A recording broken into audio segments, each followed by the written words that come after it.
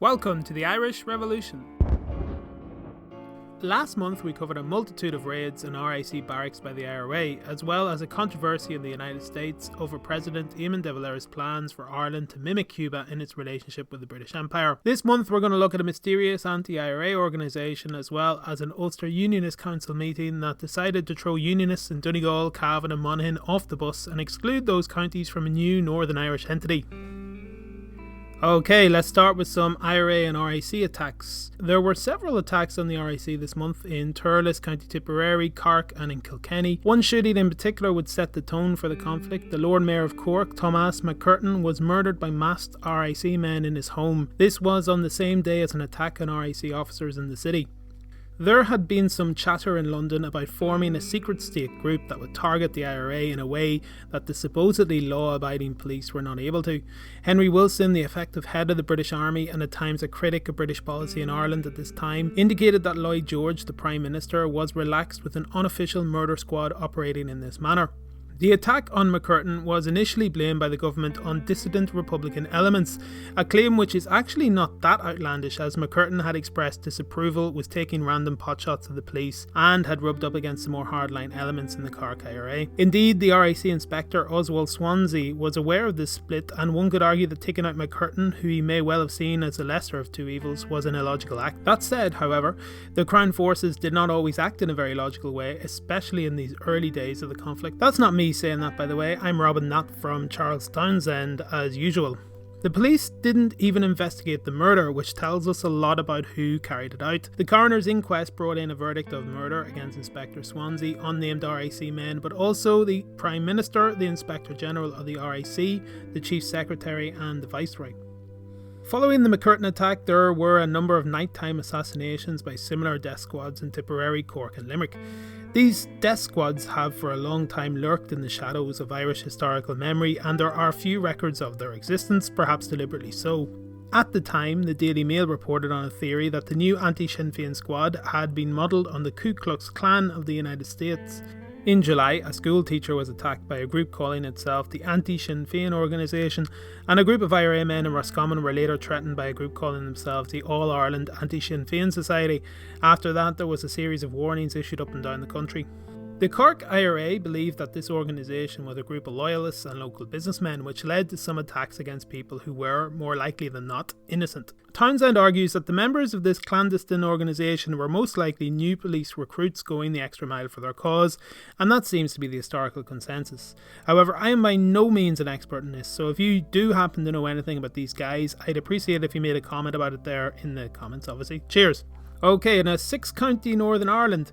Now, obviously, the Government of Ireland Act had already decided the shape of the two new entities in Ireland. But in any case, I want to devote a little bit of time today to a cohort of people who, by their own admission, presumably got screwed in this period. They were the Unionists of the 3 Ulster counties who would remain in what the British called Southern Ireland with the Government of Ireland Act. We saw in the January episode the relative strengths of Southern Unionism in the lower 26 counties of Ireland, and we often think of the Unionist movement to be a northern 6-county affair. But there was in the 3 Ulster counties, Cavan, Monaghan and Donegal, significant Protestant minorities who had been every bit as radicalised as their cousins in the 6 counties. They took part in the drills and the protests for the preservation of the Union and were just as involved in the Ulster Volunteer Force, a paramilitary army set up to resist the implementation of Home Rule before the First World War. There was a vote in the Ulster Unionist Council in June 1916 about the proposed partition of Ireland into 6 northern counties and 26 southern counties. While the delegates of Cavan, Monaghan and Donegal issued a strong protest of this fait accompli, calling it a desertion of the principles that underlay the 1912 Ulster Covenant, they ultimately agreed to allow negotiations to continue, citing the war effort. Edward Carson, leader of Irish Unionists at the time, called this, quote, the greatest piece of lasting evidence of their devoted, unselfish loyalty to the King, Constitution and Empire, unquote. I'm quoting here from Terence Dooley's excellent book, The Irish Revolution in Monaghan. Check it out. The Unionists of the 3 counties excluded from Northern Ireland would rightfully feel betrayed and let down, but from a strategic point of view it made perfect sense for Northern Unionists to abandon them. Had they not done so, the new Northern Ireland entity would have been much closer to 50-50 between Catholics and Protestants, and thus more difficult for Unionists to dominate so absolutely, as they would go on to do so through a mix of outright sectarianism, gerrymandering and discrimination. In April, which would be next month, excuse me skipping ahead like this, Unionists from the 3 counties would publish a pamphlet called Ulster and Home Rule, No Partition. In it, they argued for the creation of a 9-county Northern Irish entity, and they made sound arguments as to the economic advantages of doing this. However, the overarching concern for these Unionists was a betrayal of the 1912 Covenant. They felt abandoned. A leading Unionist referred to it as peace with dishonour. At a meeting of the Ulster Unionist Council in March 1920, Unionists from Cavan and Monaghan put forward a resolution stating that a 9-county Northern Ireland was the only acceptable result, but this resolution was defeated. In April, the Monaghan Unionists resigned from the council, and on the 12th of July, Orange Order Parade, J.C.W. Madden, a leading Southern Unionist, denounced Edward Carson and argued for Southern Unionists to throw their lot in with a Southern Parliament should it be established. They knew now which way the wind was blowing and would later assimilate well into the new Free State order following the Anglo-Irish Treaty. Okay, the Black and Tans now, a few words. General Neville Maccready was sent to take command of the British forces in Ireland this month, although he wouldn't formally take over until April. This month also saw the introduction of the hated Black and Tans, although they'd been around in some version before this, so called because of their makeshift uniforms. Mostly English recruits, they would go on to be known for their cruelty and ferocity, and it would be fair to say that the Black and Tans and their conduct in Ireland was the final nail in the coffin for any lingering support in Ireland that there may have been for the British connection. Okay, I'm only doing the one biography today. I did Tomás McCurtain back in the January episode. This month we're going to take a look at General Neville Maccready. I talked about him a lot in the British Policy in Ireland video, so check that out if you're interested. Neville Maccready was a senior military commander and the last British general in Ireland.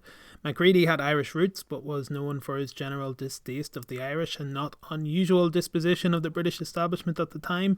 In his early military career, he spent time in the colonies and fought in the Boer War. He was promoted to Major General in 1910 and later became Adjutant General of the British Expeditionary Force in the First World War. After the war, he became the London Police Commissioner. He was sent to Ireland in 1920 and was actually quite sceptical of there being a military solution to the Irish problem, and he was privately convinced that a negotiated settlement was the only plausible solution. He was then one of the doves in the cabinet who argued for a negotiated settlement in Ireland and would later be influential in convincing the government to negotiate with Sinn Féin. That's it, folks. Thanks for watching. If you think of it, throw me a few bob there. There's a link to the Buy Me a Coffee tip jar in the description. Much appreciated. Cheers now. Good luck. Bye. Bye.